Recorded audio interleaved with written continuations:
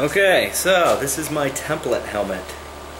I'm a little worried it's too tall, but I think I'm just going to roll with it. When I get those horns, they'll be like this huge.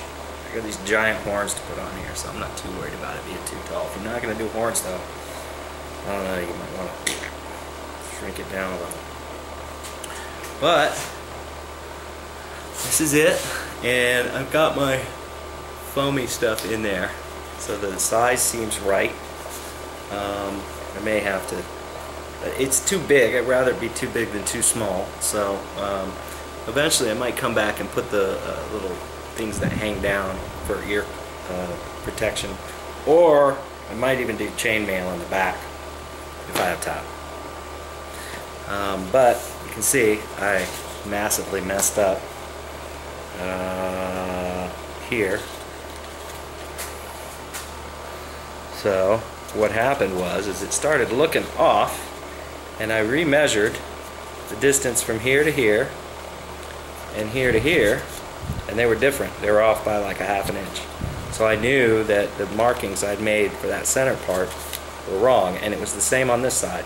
So I'm not sure how I messed it up, but make sure you keep checking if you're going to do something like this before you make it out of metal. That's why you make it out of this first. You can fix it easy. Now I'll take this, and you can see I made little arrows.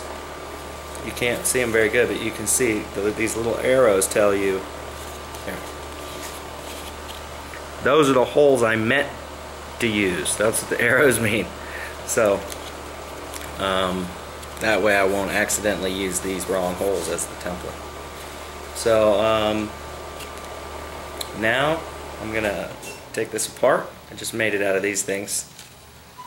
These little things you can buy them at Michael's or any craft store. You know, they just go in and fold over, little ribbity things. And I had to steal some from my kid's hat. Hopefully I can put them back when I'm done. So I'm going to take this apart and lay it down on the metal, and then cut the metal just like this. Not exactly sure if I'm going to drill the holes. I'll probably drill some of the holes now while it's flat, and then because it's going to be a lot easier to drill holes on a flat piece of metal with my drill press than it is after it's been bent and stuff. So, and I probably need one here just to hold the whole thing together. Okay, next, cutting metal. One more quick trick that I'm not exactly sure is going to be necessary, but I decided to do it anyway, is to make sure that you mark all the intersections somehow. I said F for the front, and I used the front as where the round piece came intersected with the front piece, so that's what I was considering the front. And then the left, the right, and the back. Alright, well, sadly I own a tripod, but parts of it are missing. So I've marked out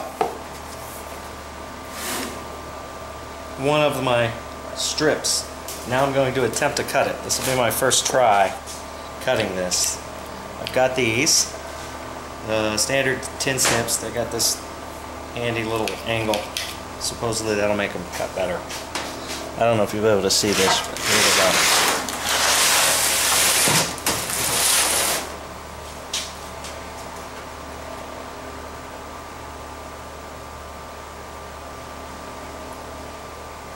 I was going to use thicker steel because I thought it would be better for shaping, but I was worried that if I went any thicker I wouldn't be able to cut it with these, and that would have gotten a lot more difficult, and I would have had to have used a grinder or some other kind of cutting instrument.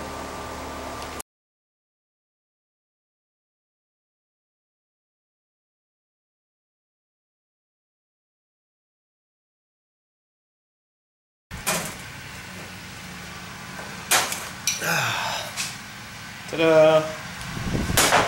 So, whoop. All right. So now I'm going to bend this into a circle. And I bought, so, one thing, I'm going to tilt this, hold on.